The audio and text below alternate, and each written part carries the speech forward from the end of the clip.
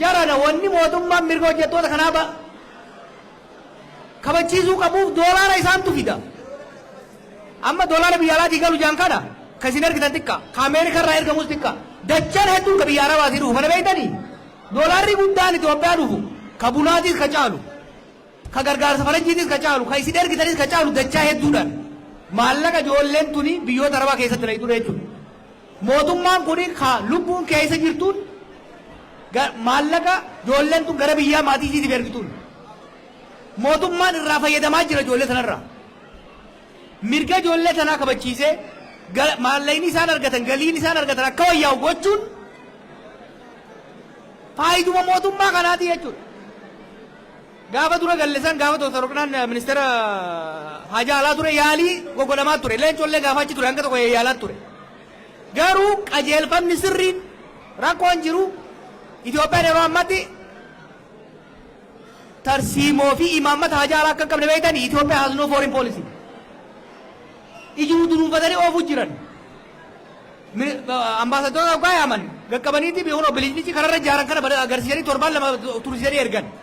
Ambaasadoonni nu achi ergannu gargaartonni achi ergan ka afaan beekan ka aadaa beekan ka seera biyya sanii beekan ka ummata biyya sanii wajjin dalaguu danda'an. Hojiin ambaasadara Suudii jiru takkaawu Kuweet jiru takkaawu Beeruut jiru bakka adda addaa jiru nambar waan ka ta'uu qabu mirga ijoollee kanaati jechuudha. Sani asitti yoo anis isinis hamma dandeenyetti dhageettii qabnuun kara qabnuun waan dandeenyu lubbuu ijoollee kanaa baraaruu fi warra kaanis gargaaruudhaaf waan dandeenyu ni goona.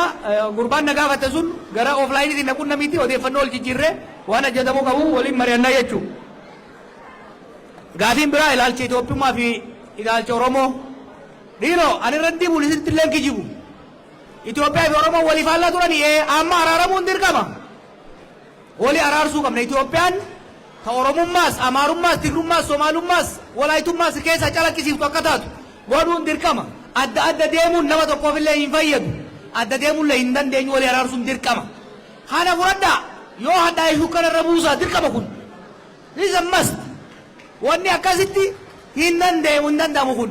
An waan isinii ta'uun isinitti waan isin gammachiisu miti. Ani intarteeyiner yookiin bashannansiisaa keessanii miti an hoogganaa keessanii. Hoogganaan waan ummataa ta'uu dubbata.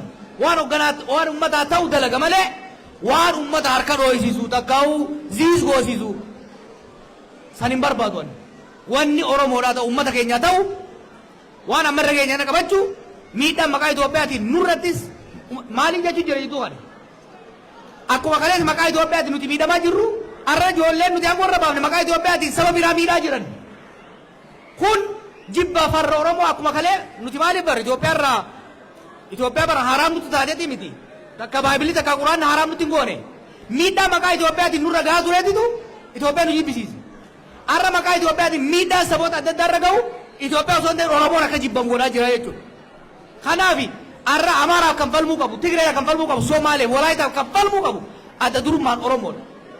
Ifiif jecha jechuudha. Kanaaf Itoophiyaa fi Oromummaa walii araarsaa eenyummaan biyyoolessaa sabdaneessummaa biyyattii kan calaqqisiisu akka ta'u saboonni immoo keessatti eenyummaa isaanii kabajamee fi wal kabajanii walii beekanii walqixxummaadhaan akka jiraatan gochuun barbaachisaa ta'a jechuudha. Waan onnee nama tuqu dubbate mucaan waa'ee shirkaa dubbate sun rakkoon uummataa ta mootummaan jehuusaaf yedduu olii si jeemi awwaaniin beekuu fi ragaan qabu osoo noo isin hime biyyaan gubata. Waan namni keenya keessa jiru Salaaletti waan namni keenya keessa jiru Wallagga Bahaatti waan namni keenya keessa jiru Gujiitti waan namni keenya keessa jiru Arsii Bahaatti Arsii Lixaatitti Shawaa Bahaatitti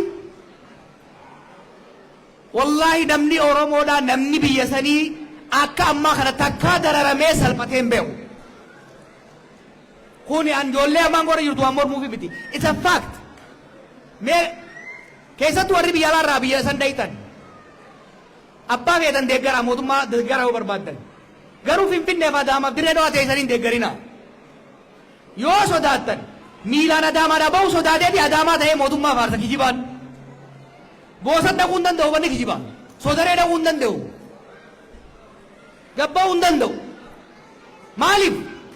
Tokkootu takka milishaatu miila isa cabsa takka qacaaqaatu harkisee fuudhee deeman. namni keenya dur gabroomaa ture hidhamaa ture bayee galuu nu magala ture arra bayee hoggaa galu bar salphinni irra ga'u akka fedhan cabaqan akka fedhan tuman sangaarraa qalatan sangaarraa gurguratan wanni dubbachaa jiruufi salphinni kuni keessattuu zabana oromoon biyya bulchitutti ta'uunsaa qaaniidha jechuudha itti qaanfachuudha qabna jechuudha kanammoo jijjiiruudhaaf saba hundarraa ukaasuudhaaf laal lolli kuni oromiyaatti eegala Tigree dhaqee Amaara ga'e amma Somaalittis gaffachaa jira kanaaf salphina sababa lolaatii fi